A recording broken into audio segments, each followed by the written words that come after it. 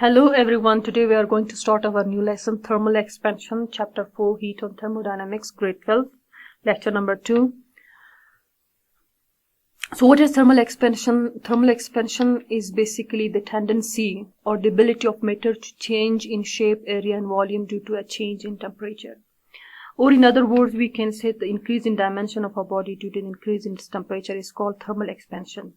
This thermal expansion phenomena is very important. And because of this phenomena,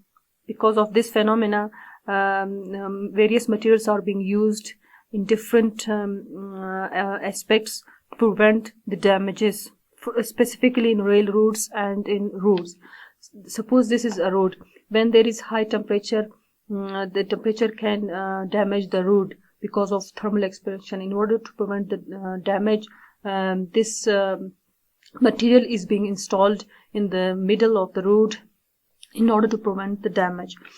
In the same way, you can see over here, because of high temperature and low temperature, because of extreme temperature, to prevent the damage of the road, this material is being installed and built inside the railway tracks or in roads to prevent any sort of damage. Now, the thermal expansion can be of three types. The expansion length is called linear expansion. Similarly, the expansion in area is called area expansion, and the expansion related to volume is called volume expansion. You can see expansion in one dimension is called linear expansion. Expansion in two dimensions is called area expansion. Thermal expansion in three dimensions is called volume expansion. Linear expansion. What is linear expansion? In solids, for a small change in temperature, the fractional change in length is directly proportional to change in temperature. So this is directly proportional. In order to remove the direct direct proportionality sign, we always put a constant value, and this constant value is called coefficient of linear expansion. So coefficient of linear expansion would be equal to change in length over original length multiplied by change in temperature. And the unit of linear expansion, coefficient of linear expansion, is always per Kelvin or per degree Celsius scale. So alpha L is coefficient of linear expansion, delta L is change in length, L0 or L0 is original length, and delta T is change in temperature. Let's do an example related to Eiffel Tower. Example says that Eiffel Tower is made up of iron and its height is roughly 300 meters. During winter season, specifically in January in France, the temperature is 2 degrees Celsius, and in hot summer, its average temperature is 25 degrees centigrade. Calculate the change in height of Eiffel Tower between summer and winter.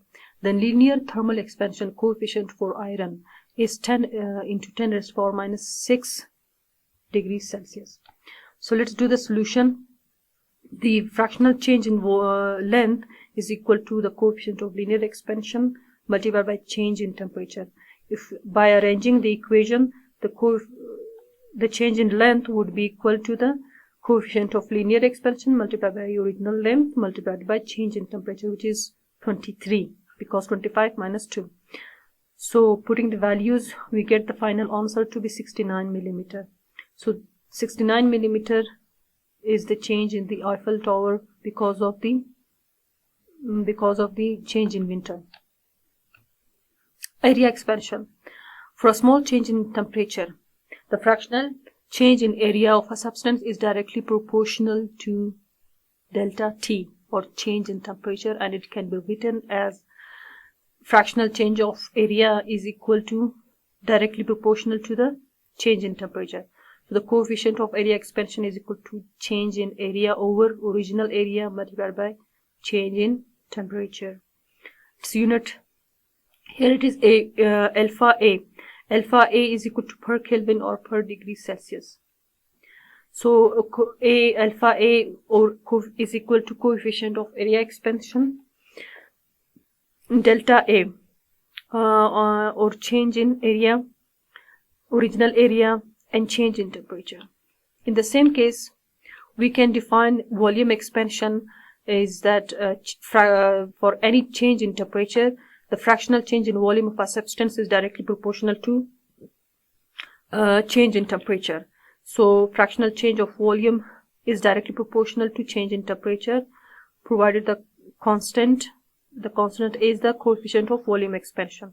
So coefficient of volume expansion is equal to change in volume over original volume multiplied by change in temperature, where alpha V is equal to coefficient of volume expansion, delta V is change in volume, V naught is original volume, and delta T is change in temperature.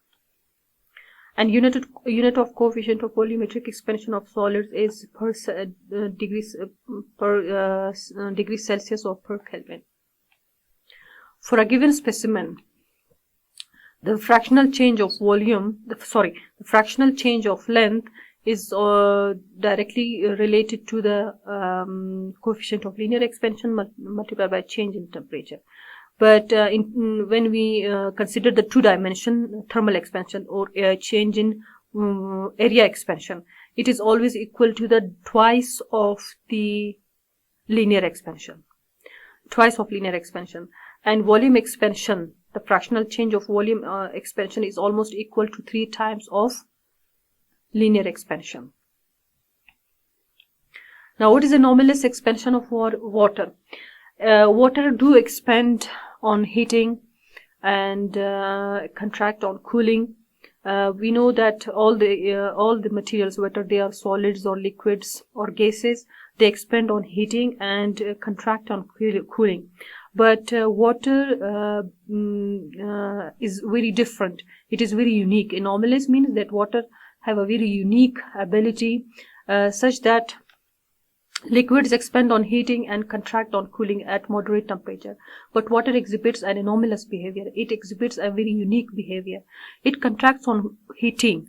Between 0 degrees centigrade and 4 degrees centigrade. How? The volume of the given amount of water decreases as it is cooled from room temperature until it reaches 4 degrees centigrade. Below 4 degrees centigrade, the volume increases and so the density also decreases. It means that at 4 degrees centigrade, the water has the highest density. Or we can say that the water greatest density is at 4 degrees centigrade. This means that the water has maximum density at 4 degrees centigrade. This behavior of water is called anomalous expansion of water. Anomalous means unique, something very strange. So you can see over here from this graph that volume of 1 kg of water. Volume here with the increase in temperature, the volume, what happens? The volume also increases at 4. At 4 the volume decreases, and after that the volume increases after 4 degrees centigrade. You can see over here the density also. At 4, the water has maximum density, that is 1.0, and after 4 degrees centigrade, the density decreases because the volume increases. Because of this behavior, you can see that living organisms, they survive in oceans, in lakes, because of this anomalous behavior of water. In winter season, you can see over here that the surface of water, it is almost 0 degrees centigrade, and when that happens, the density on the surface of water decreases, and the density at the lower layer of the water, it is higher. But so what happens that density here it decreases and it is changed into ice. But the lower we know that ice is a very good insulator of heat. So here the ice prevent the loss of heat from the water to the upper surface. So because of this ability of water, the living organisms, they do survive beneath the oceans or lakes. In summer, in the same case, what happens that at the surface level there is a lot of heat energy, and but at the lowest level, what happens? There is the temperature is temperature is very low. Why? Because water heat capacity of water is very high, so it does not allow the heat energy to infuse, to get down inside the lower level of the water. So what happens that the living organisms at the lowest, at the bottom of the ocean or the lakes, they do survive because of this anomalous behavior of water. So I hope that you have understood the lecture. Stay happy. Goodbye.